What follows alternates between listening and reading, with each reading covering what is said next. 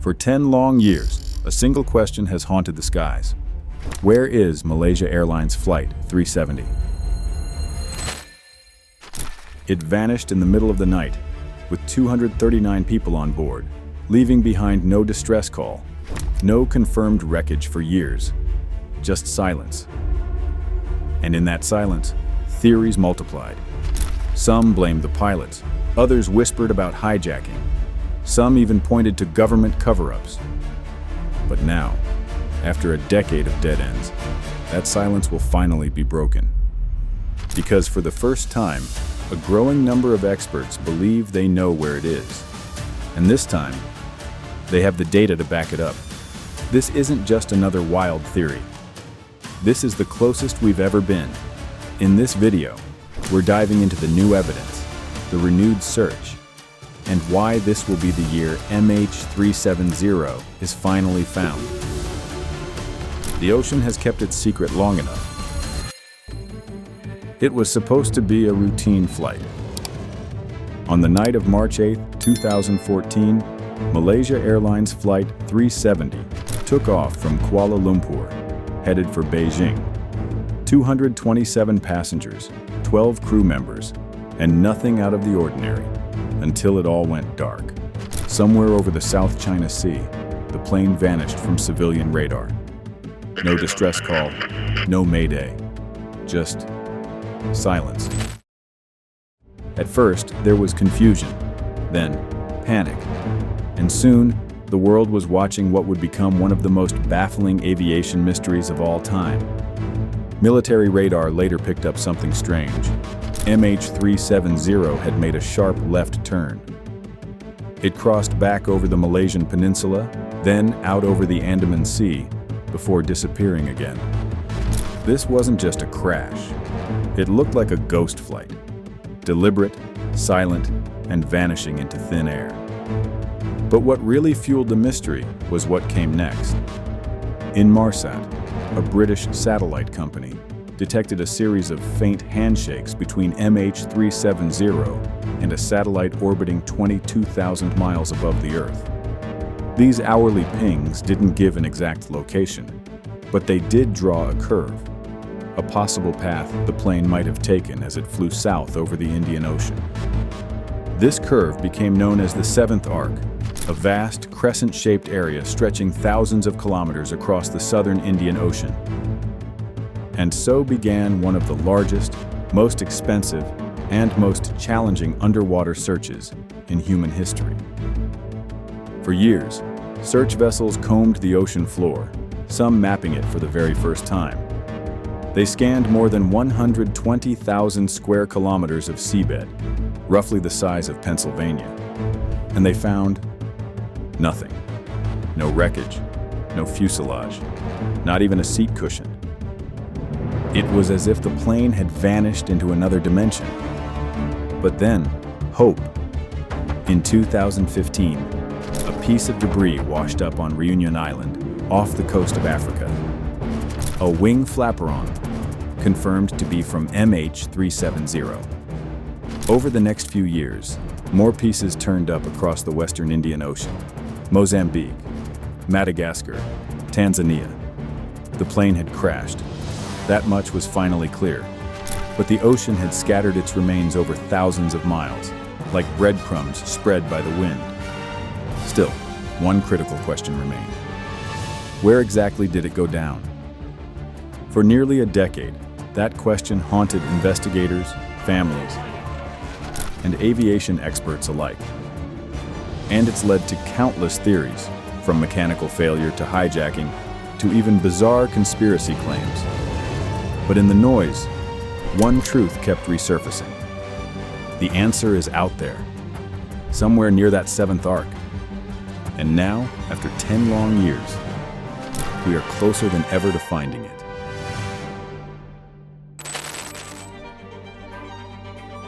But after years of searching blind, this time, something's different.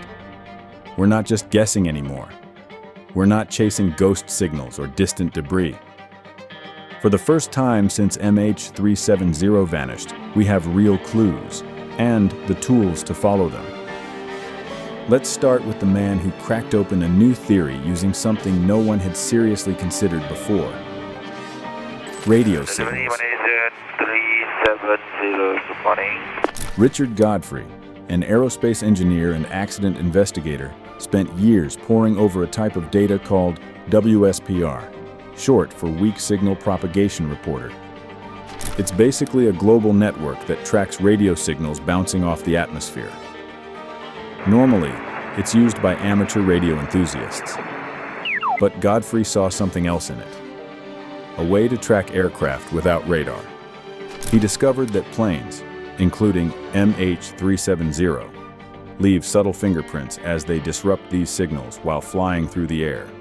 And by tracing these disturbances, he built a timeline, a flight path, a possible final location. And the result? A target zone, deep in the southern Indian Ocean, along the infamous 7th Arc, but more specific than anything before. Still, even with this promising new approach, skeptics remained. So the next step? Validation. And that came from the ocean itself. Over the years, more than 30 confirmed and suspected pieces of MH370 debris have washed ashore in places like Réunion Island, Madagascar, and Mozambique. Scientists use this to back-calculate where the wreckage must have drifted from. It's like reverse engineering a bottle thrown into the sea and figuring out where it was dropped. Two independent studies, one by the University of Western Australia, the other by drift modeling expert David Griffin, narrowed the debris origin zone to a surprisingly tight area. And guess what? It overlapped with Godfrey's WSPR-based prediction. Suddenly, a decade of scattered puzzle pieces began to form a picture. And that's when another player stepped in, Ocean Infinity. If you haven't heard of them, Ocean Infinity is the private company that conducted the last major search in 2018. But back then, they were working with old data and incomplete modeling. Now, they've got cutting-edge autonomous underwater drones, capable of scanning the ocean floor with unmatched precision, even in the crushing depths where MH370 is believed to rest. They've already offered to relaunch the search at no cost, unless they find the plane. And this time, they're not just combing a vague stretch of ocean. They're targeting a specific high-probability zone, cross-confirmed by signal disruption, drift analysis, and expert modeling. It's like going from looking for a needle in a haystack to searching a marked spot on a GPS map. For the first time since 2014, the technology, the data, and the momentum have aligned. And that's why many now believe MH370 will be found, not someday, but very soon.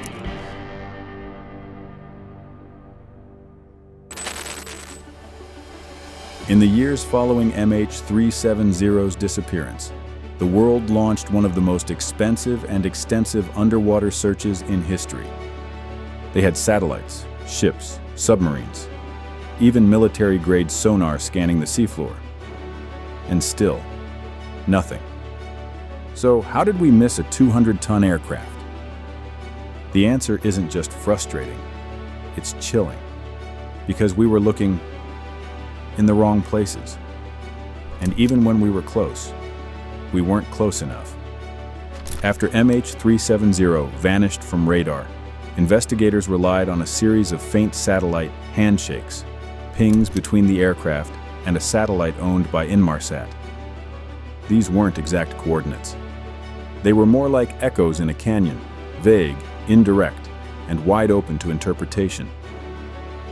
Using these signals, experts drew what's now called the 7th Arc, a curved path stretching across the southern Indian Ocean. The plane could have hit the water anywhere along that arc. So the initial search teams picked what they believed was the most likely impact point and focused their efforts there. But ocean currents are deceptive. Debris moves. And satellite data? It's not GPS. It's math layered on assumptions. It turns out the chosen search zones, while based on the best available data at the time, may have been off by just a few dozen kilometers. Not hundreds, just dozens. But when you're talking about a crash site deep under one of the roughest oceans on Earth, that margin matters. The first search led by Australia scanned over 120,000 square kilometers. When that came up empty, a second team, Ocean Infinity, combed even deeper regions using advanced autonomous subs. But again, nothing. And the worst part? Some experts now believe the wreckage may have been just outside the edge of both of those search zones. We may have come heartbreakingly close, only to turn around, just meters from the truth. But now, with more debris in hand and better current modeling, searchers believe they can zero in, not on where we guessed the plane was, but where the ocean carried its pieces. And that shift in thinking, from theory to physical evidence, might be the key to finally cracking this case. So, who's actually looking for MH370 now? Right now, Ocean Infinity, a US-based seabed exploration company, is once again stepping up to the plate. They're the same team that conducted a private search back in 2018 using advanced underwater drones to scan vast swaths of the ocean floor. That mission didn't lead to a discovery, but it wasn't a failure either. It narrowed things down. It ruled out huge areas. And now, they believe they know exactly where to look next. In early 2024, Ocean Infinity formally approached the Malaysian government with a bold proposal. Let us search again, but only pay us if we find the plane. That's right. A no find, no fee offer. They're willing to risk millions of dollars in resources simply because they're confident. Confident that this time, they're close. But what changed? Well, since their last mission, Ocean Infinity has upgraded their fleet. They now have cutting-edge autonomous underwater vehicles that can scan deeper, faster, and more precisely than before. And more importantly, the search area has shrunk. Thanks to newer drift analysis, debris patterns, and improved modeling of ocean currents, experts believe MH370 likely lies within a very specific zone along the 7th arc, a place that was either missed or never fully searched. If the Malaysian government gives the green light, and they already have, the search is set to begin, with a $70 million reward offered to Ocean Infinity if significant wreckage is found.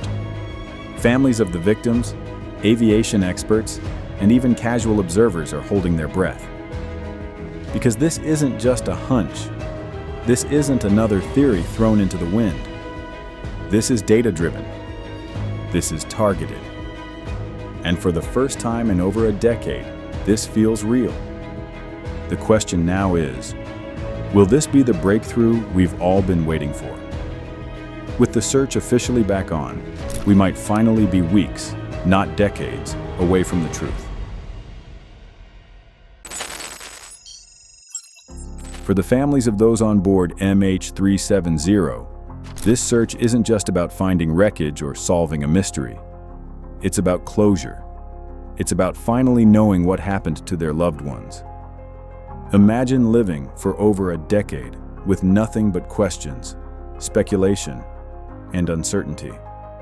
Every lead, every new search, every tiny bit of debris found. It felt like a false hope. They've seen the theories, the speculation, the endless, maybe this time, promises. But none of it brought them the one thing they needed most. Answers.